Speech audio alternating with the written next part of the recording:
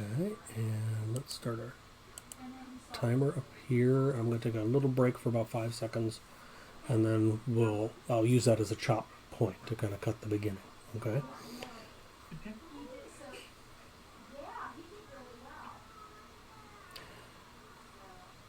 Hi guys, this is Bob Fornell. We're here to talk about social review. I'm here with Chanel. I'm going to let her introduce herself in a second. It's an interesting title that came about from a post that Chanel did as I basically tore up her resume.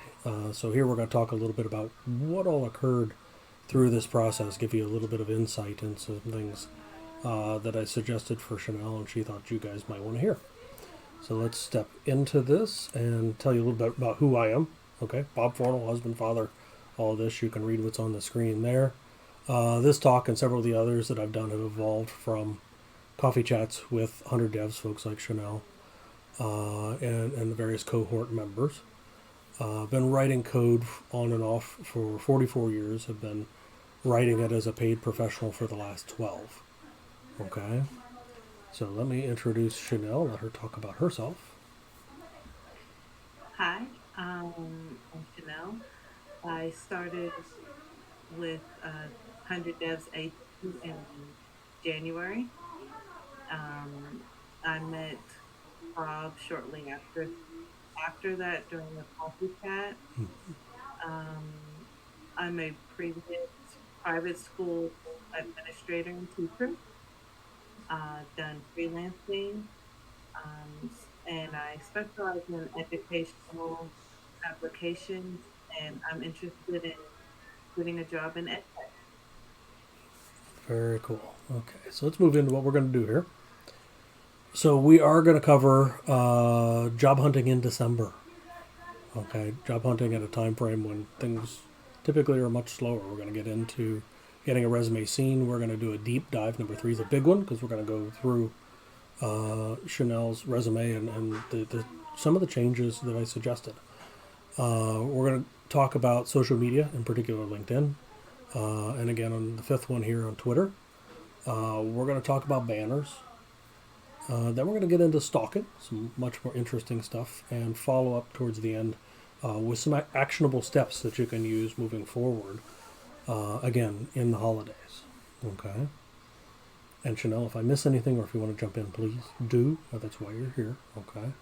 Sure thing. All right. So, job hunting in December. Okay? I start out talking to most people when it comes to job hunting to realize that no is a good thing. Okay?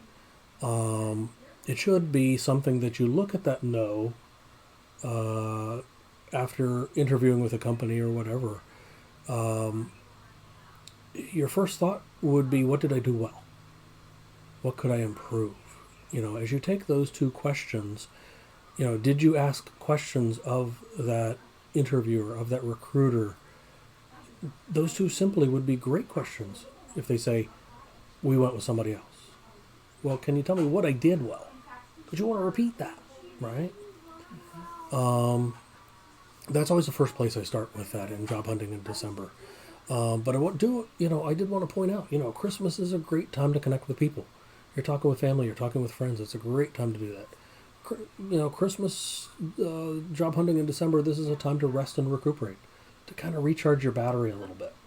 Okay? I know everybody in 100 Devs has been going through some tremendous stuff. You got a lot of things going on. Um, you know, this is your time to rest, to recharge those batteries, to plan and prepare for January when things start to pick back up again.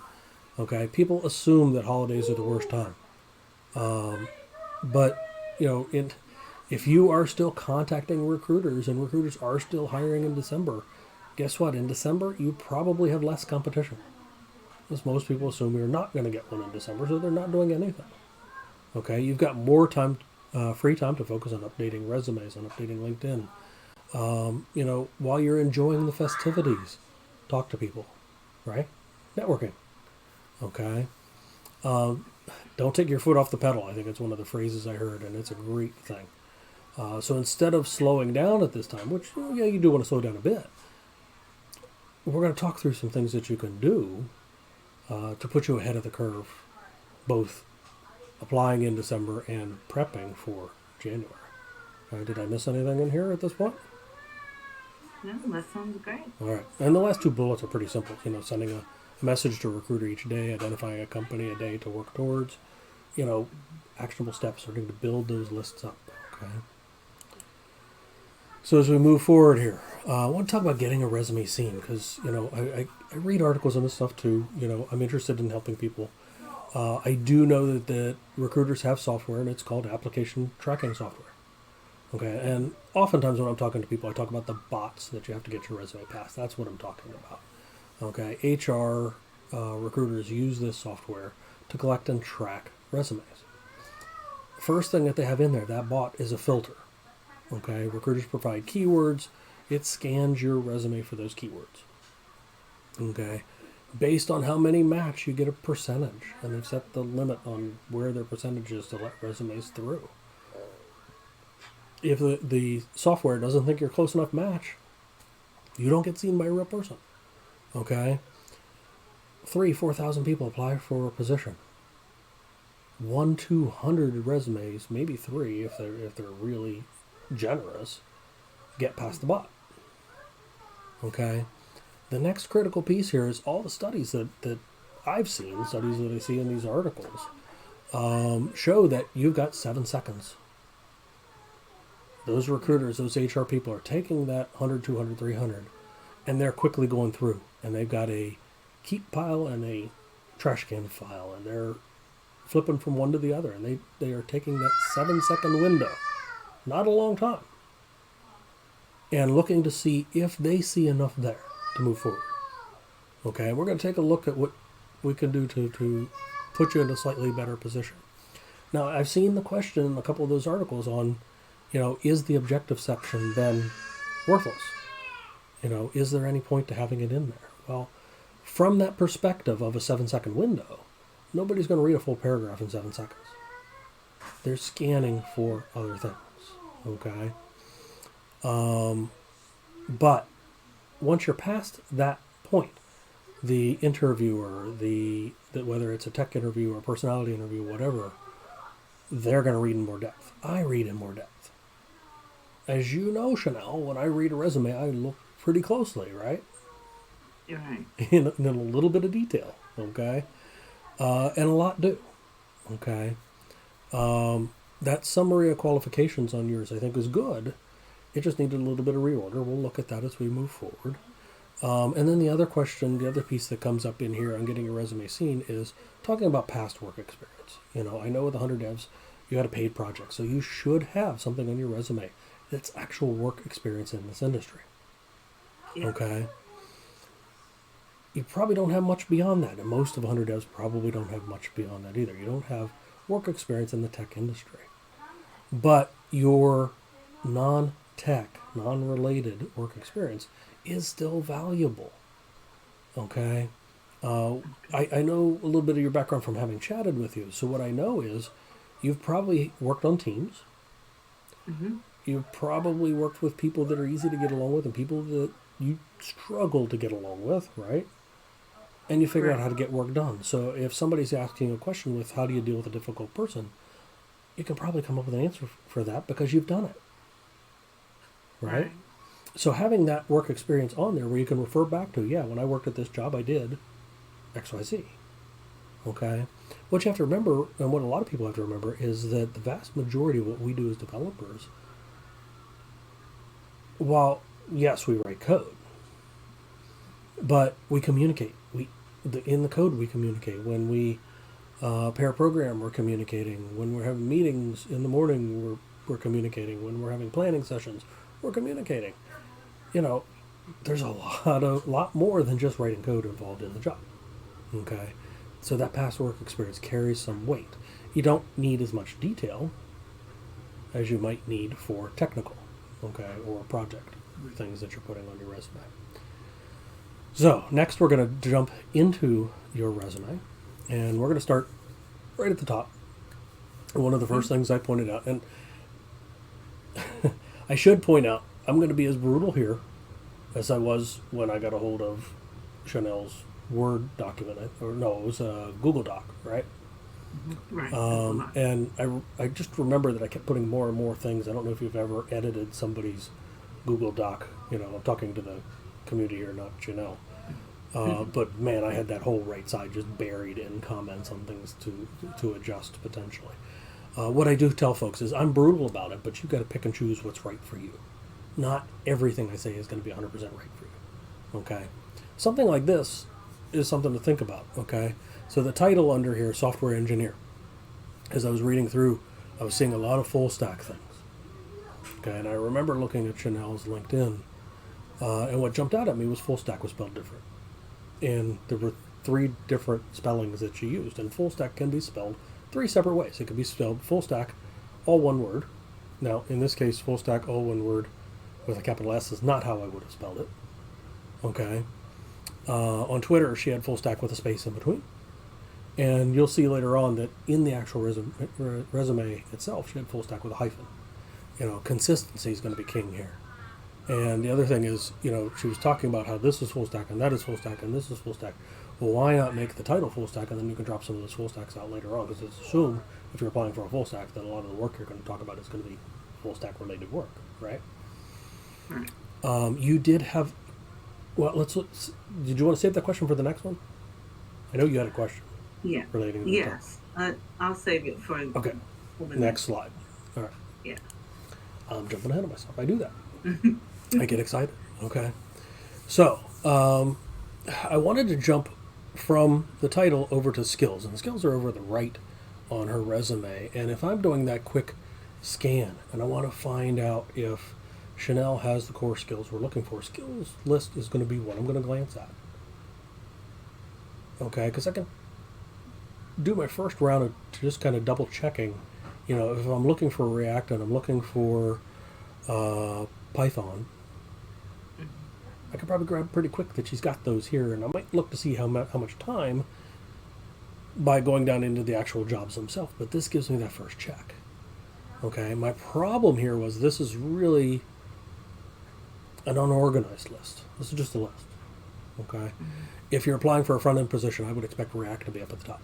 If you're applying for a back end position, I would expect Python and Node, which having 2 skill sets in back end is great when you're looking for that first job, right? If you're applying for a back end, those should be up at the top, and they should be grouped together. Right now, they're not even grouped together. Okay, grouping. Group your front end together, your back end together, your database work together. Okay, and you've got a couple in each of those, so it's really good to group those together. And I wasn't quite sure where web accessibility fit in your overall interests, I guess. I don't remember seeing it in the work that you've done. Wasn't necessarily called out. I don't know if it needed to be. Okay. Yeah. So you had a question relating to those 2 slides that we just touched. Yes. My question was with it, how you said to put all the same things together, all the front end things together, all the back end, grouping everything, databases. Um, how should I then title myself depending on the job that I'm applying for?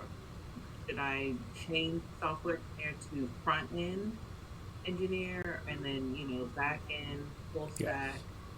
Or, and how does that work with my skill scope as well? Right. How does it work with skills? So the skills should match the title on the resume. And I think the broader scope question there becomes, what do I put on LinkedIn? What do I put on Twitter? Right? And my first thought, looking at that from that broader scope, is if your long-term goal is to be a full-stack developer,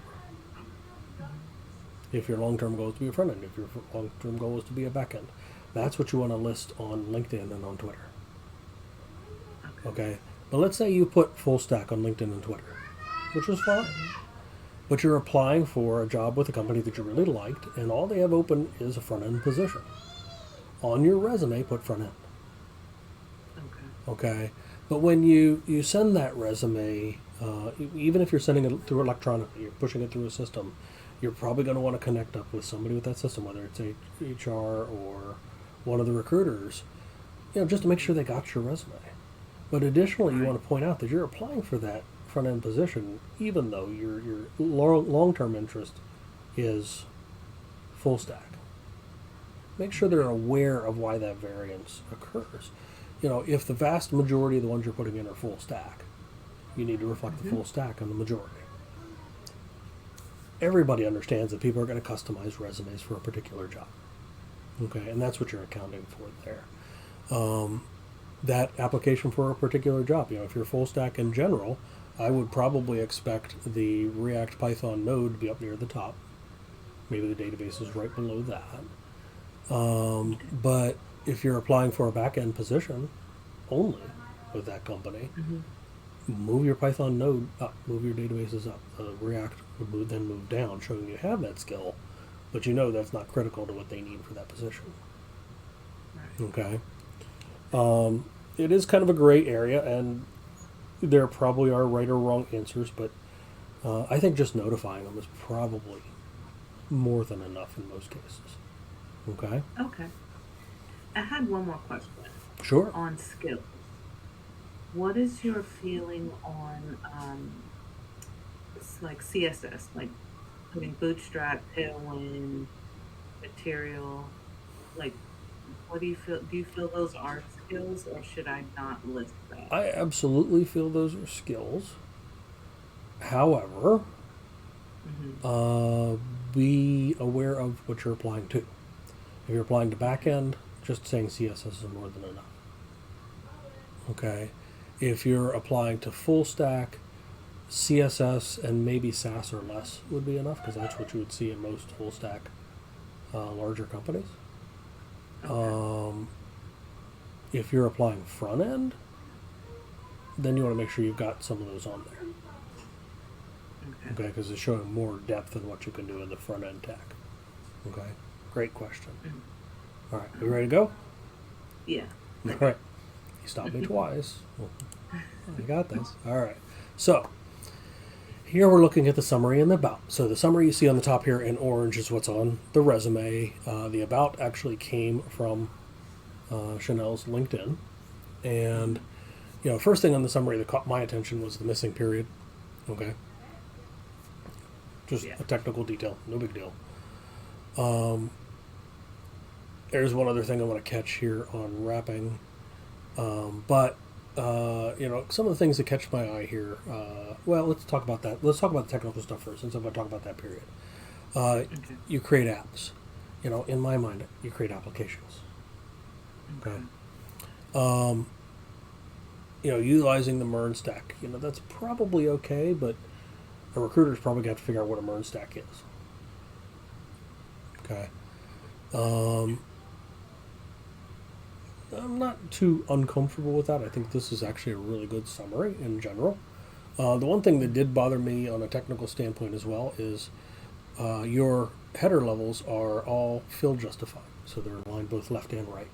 And then when you get Mm-hmm. down to your details, your bullets and things like that, you're left aligned, Mm-hmm. which is I think it looks okay, but I don't know. Some part of that felt awkward to me.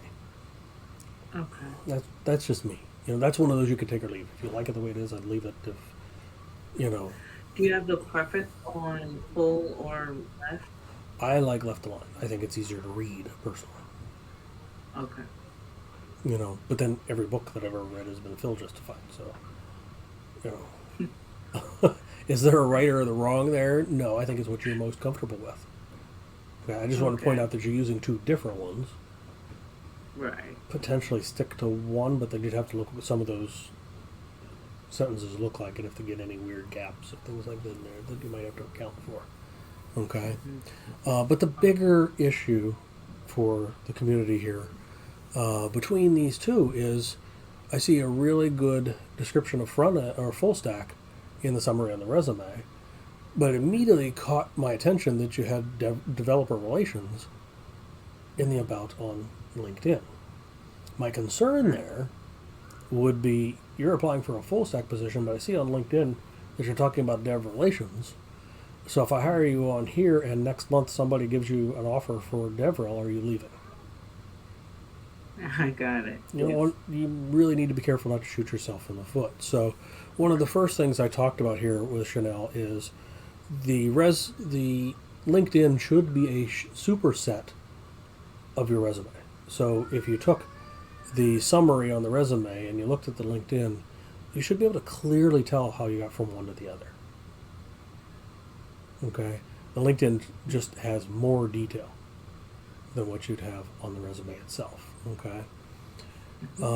Yeah, that was a concerning one for me. I don't want you to get stuck with somebody not hiring you because you're showing other interests, right?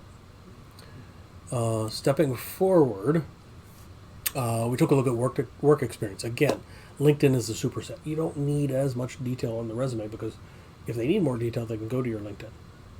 Okay, that's the way it is with mine. I have 38 years of experience. I cannot remember every job and everything I did unless I look it up. Okay.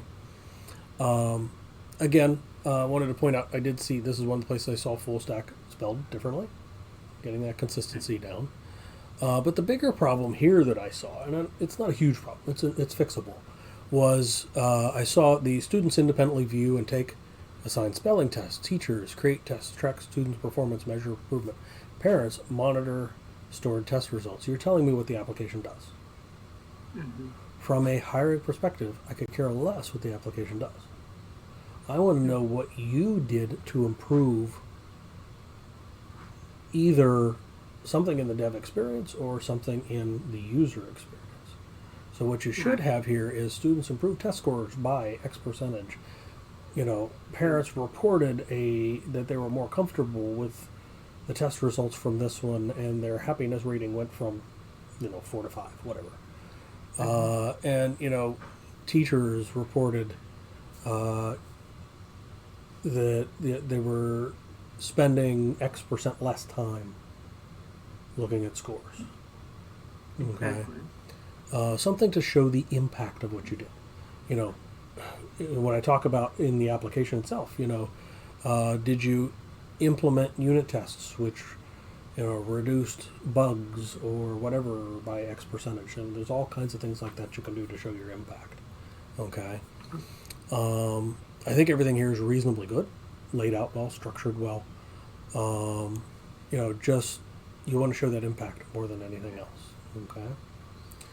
Okay. So let's move on here to, I believe it's the other projects. Yep. And this is a paragraph. My first thought as I scanned this paragraph was it was really cool that I saw Doctor Who. I saw something about Twitch streaming. I saw something about API, and those are the ones that stuck in my head. Okay? Make this a bulleted list, easier to manage and look at and read through. Nothing complicated here. This is just, to me, I'd rather see that bulletin list of, and, this is where I think you and I started talking about finding enough space on the page. And, contact, chopping things down to, phone number, email, and LinkedIn. You could probably even leave the LinkedIn off. And maybe moving that up to give you more room on that right side so that you then could wrap under that potentially. Okay. Moving forward here, the professional research and development. The one thing that caught my attention here, and it's just the human eye seeing differences, is the font size for these bullets was significantly smaller. Now, significant was like maybe 1 or 2 points smaller, but probably should reduce the whole thing by half a point to keep it consistent in size. I did notice there was only one of these that had a period. I mean, my attention was drawn to that. Okay, nothing horrible there. And then I did look up whether a photo on a resume was something people were looking for or not. And actually, the general consensus was no. This was recruiters. Okay. The resume should describe you. Photo doesn't necessarily add to that. description of who you are and why you're applying. Okay, what you can do for their company. The other thing is there's still some applicant tracking software out there that can't handle a photograph that are going to glitch out.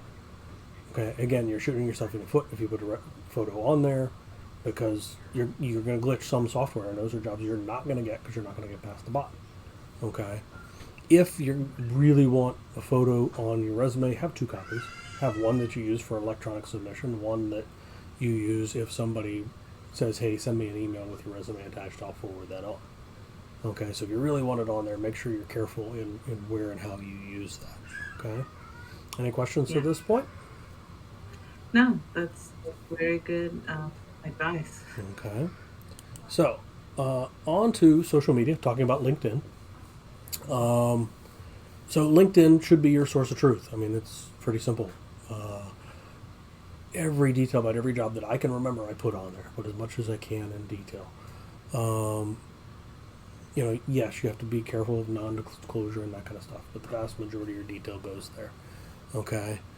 You're using in your case, I said use the about on your resume as your basis for what you're going to use on the LinkedIn. Your language, your wording, your spelling should match between the two. Okay. Right. Nothing more complicated than that.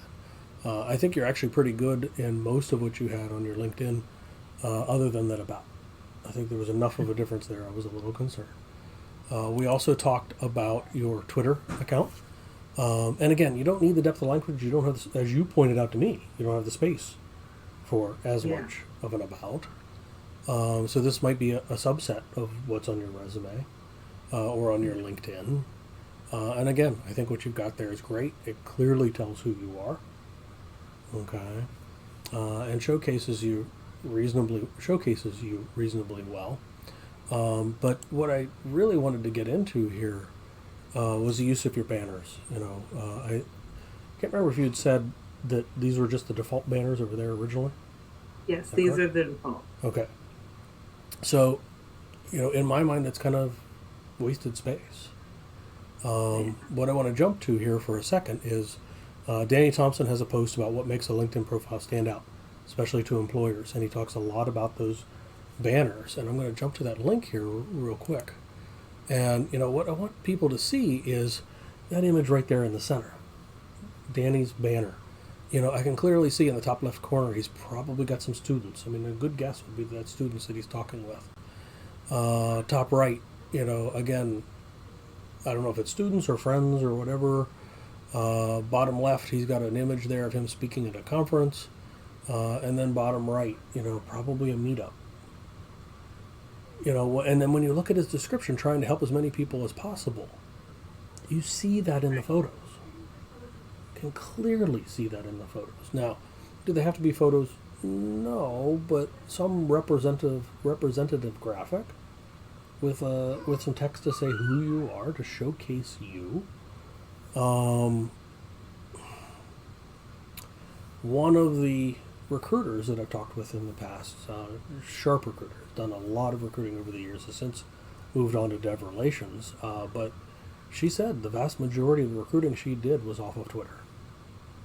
Mm. That when she knew they had a position coming up, as she's talking to people on Twitter and looking at their bios, those headers became a really critical piece for her to catch a quick glimpse of who the person is. Now, if you go look at Mm-hmm. mine, you're not going to see that. Okay? Mine are cute and funny because I'm not looking for a new job. I'm probably not looking for a new job anytime soon. So these are what I want them to be, which it's not as representative of me. If you're looking for work, this is a great place, and a link to this will be with the video. Okay? Right. To talk about how to leverage LinkedIn, how to leverage that space, how to optimize that a little bit. Okay? Keywords are important. We know this, right? So if you're looking at a job posting and you don't have those keywords, you need to get them in. Does that mean you have to be careful with what you put in and don't? Absolutely, right? Key technologies, making your banner work for you, and again, posts that show your abilities, whether that's on LinkedIn or on Twitter. Be in those conversations, make those conversations, start those conversations. I have had interviews where, in fact, current company I'm with, the tech lead, when I interviewed, said, "Yeah, I don't think we need to spend much time talking about Bob's technical ability on Angular. I went out to DevTO and read about 20 of his articles about Angular." That made the tech interview really easy. Okay, Yeah. it doesn't happen every time, but man, that's really nice. Okay, so make this is part of making an impression, right? Making that correct impression from the beginning. Okay. Any questions Yeah. to this point? Comments, concerns? No, that's all good points. That's not putting up those banners. It's a missed opportunity, Mm-hmm. to get yourself out there. And And I'll be honest, since I took these screenshots, I haven't looked to see if you've changed that yet or not. But I looking am going. looking forward to it. They are in development. Okay. They are in All development. right. I'm looking forward to it. All right. And then stalking. Okay. Stalking is a term Leon threw out there, and I love it because it's abrupt. But we're not talking about the Mhm. illegal stalking. We're talking about legal stalking here. Okay. How to get a response.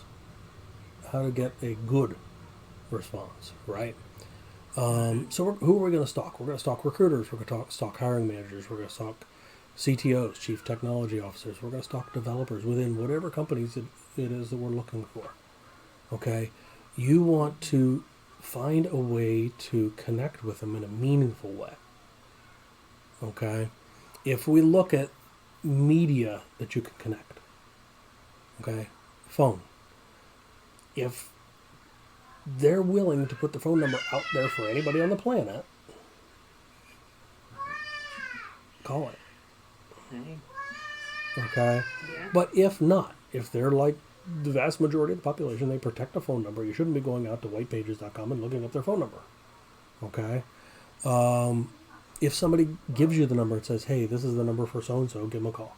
Call it. Okay. You meet them at a conference, they give you the phone number. Call it. All right.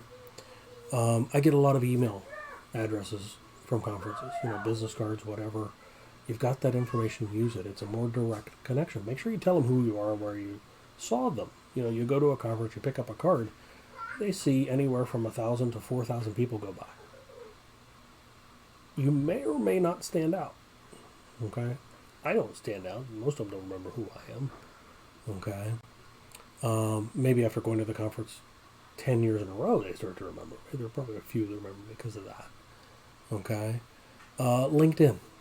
Okay. LinkedIn has a thing called connections, and I'm actually amazed how many people don't really know what that is. But the connections tells you how close you are to somebody. So if it tells you you're a second connection, what that means is there's one person between you and that person you're searching for. Okay. Do your due diligence. The story I used to use early on in 100 Devs was there was an individual that posted, out of 100 devs, that posted, "Hey, I got this really cool company," and he listed why it was a cool company, and he said, "I'd really like to work there. I like what they're doing." I'm a nice person. I'm a helpful person. I went out to LinkedIn and I searched, and they said, I posted back to him on Twitter, and I said, the only connections I've got are second connections. I could probably reach out to one of my connections and get a referral.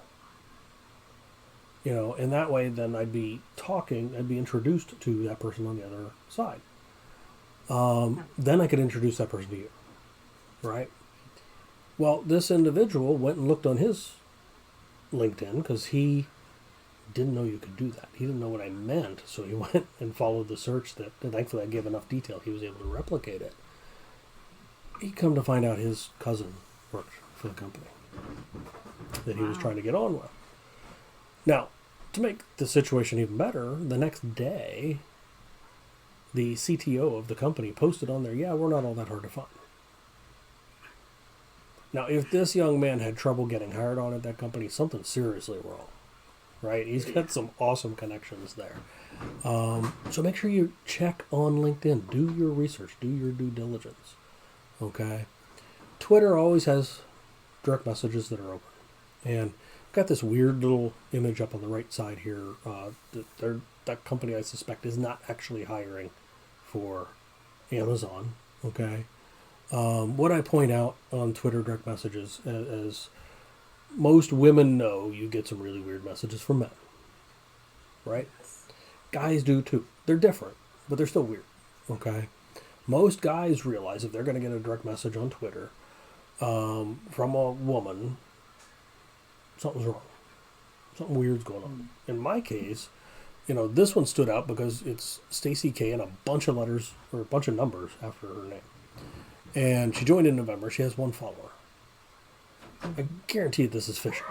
Okay, you get a lot of phishing. You get some weird bots that some people have set up, and they try and have these semi-natural conversations with you. They might be phishing or not. I don't know. I never get out any information there that I shouldn't. But I have these ones I avoid. Okay, there was one of the 100 devs members, a young lady that had set up her account just for 100 devs. So it was a relatively new account by the time you guys had started coffee chats. And it had a bunch of numbers in it, which is one of the ones I avoid. But here's the thing. She had this probably 4 or 5 sentence paragraph that said, hey, I'm so-and-so. I'm with 100 devs. You had posted up there about coffee chats, and I thought I'd reach out to see if maybe we could have a chat. There probably was a little more in there than that, but that was enough for me to take pause. It wasn't a hello. It wasn't that one word, right? I see the one word. I'm just as likely to block it as just end the conversation. Okay. This Yeah. one gave me enough of a pause that I stopped to think about it. Okay, and let her in. But overall, what am I talking about here? You're stalking. You are. You're stalking these people. You want to find them on social media. If they're posting, when you find somebody with a company that's posting on Twitter, LinkedIn, whatever, can you find a way to insinuate yourself into their posts? Can you do this in a natural way? If they're posting about positions they're looking for, if they're posting about, don't be that one that's jumping in there saying, "Hey, I'm looking for work." No, you want to become a part of their social media responses so that when you are reaching into their direct messages, you've got an idea of who you are. Does that make sense? It makes perfect sense. Did I miss anything there? Covering a lot of Um, ground really fast. yeah, we did. We covered the email. Yeah, I think that was everything. Cool. Okay, so the last thing we got on here is actually those actionable steps, and I think this is the one you brought up as the takeaway from the chat Yes. that you and I had, the coffee chat, was those actionable steps, and I just had to write them down, so we had them here. So what you want to do is you want to use these holidays, right? You want to use the holiday break as a natural way to network with family and friends. And I've said it here, and I've said it to some other folks. I still have people that disagree with me now and then, but don't assume. Okay, heard from somebody. I don't think it was you. I heard from somebody. My parents know what I'm doing. If they knew of connections, if they knew of companies that I could work with, they'd let me know. Mm. I wouldn't assume that. The worst scenario would be 10 years from now finding out that, hey, we assumed if you wanted help, you would have asked. That's the way my parents are. They're going to let me Yeah. go unless I ask for it. Okay? Now, granted, I'm a stubborn pain in the butt. They know that. But don't assume it. Family, friends, you're already reaching out and talking to them. Say, hey, I'm looking for work. I could use help. Wouldn't be adverse to help. However you have to say it to them to get that through. Okay? If Use I ask for help, they're gonna know that I want it because it's like if she didn't got to the point of asking for help, she must really exactly. want it. Exactly. And, as I said, what you don't want them to do is assume you would ask for it if you needed it. Yeah. Okay? This is your time to plan and prepare. This is time to work on your resume, work on your LinkedIn, work on your Twitter, all of your social media. Okay? I say those because those are the big ones that I use. Stalk those recruiters, hiring managers, CTOs, employees of companies you're interested in. Not illegally. Okay? Yeah. Follow them. See if they're posting. See if there's something that you can Get your name in front of their face, Mhm. their name in their feed. Maybe that wasn't phrased well. Do some simple things to start prepping. Contact a recruiter a day. Send an email, send a direct message, whatever. Just one a day. I'm not talking about, we don't want to take plan and prepare and override rest and relaxation, Right. right? Find one, get that information. Hey, I might be interested in a job with your company. Get a little thing together that you can put out to these folks that you can quickly adjust and tweak for a company. Doesn't matter if they're hiring or not. Just get the message out. Okay. Identify a company that you might want to approach each day. Add one more to your list. So when you hit January, you got more in there. And rework that LinkedIn Twitter banner. Now, I put this in here because what I want you to do is next year when you hit December, you're doing this stuff again, but you're refreshing it. Maybe those photos get a little stale. Maybe you got some better photos that you could use in place of.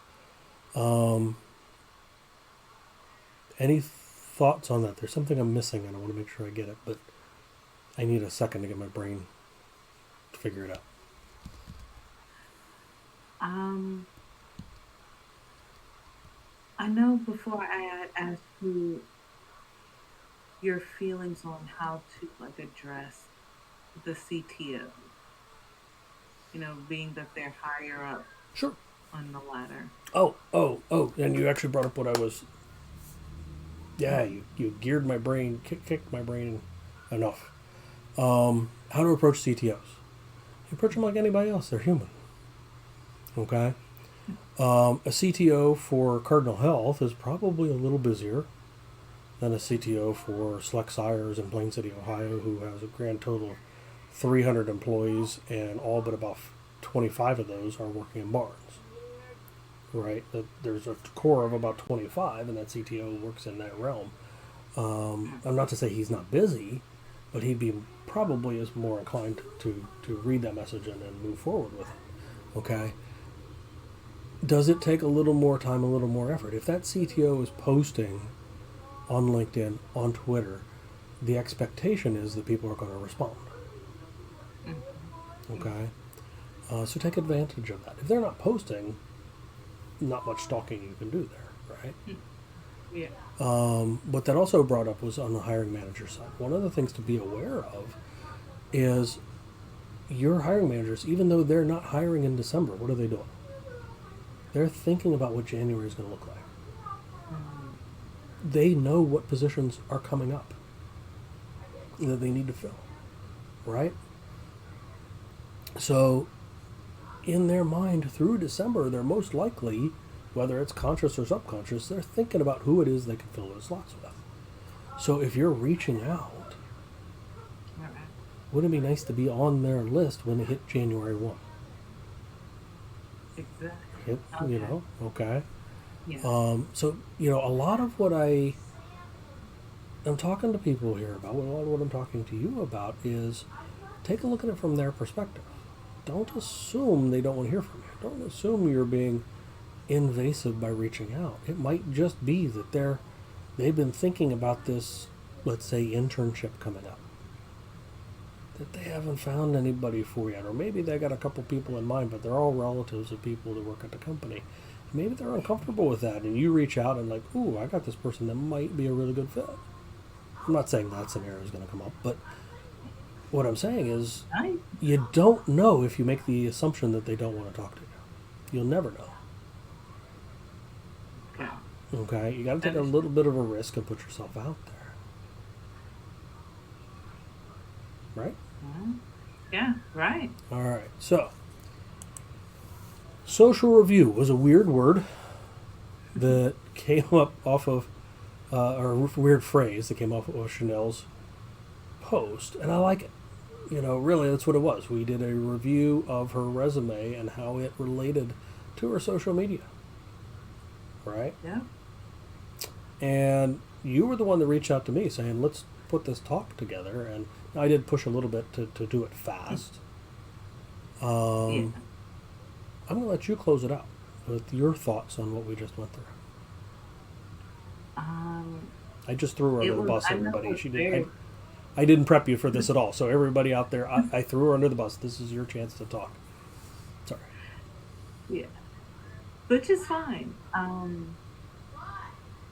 I know that the talk that we had was very helpful, very beneficial to me.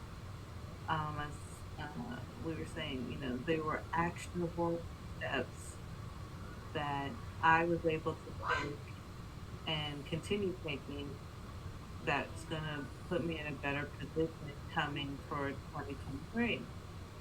And I felt like everyone, 100 devs and people coming into tech would also benefit from this. So, Hmm. I want to thank you very much, for giving me those steps and agreeing to do this video. You're welcome, and thank you for pushing me to do the video. Okay. All right. So we'll wrap this up. Thank you for listening. Yes, thank you.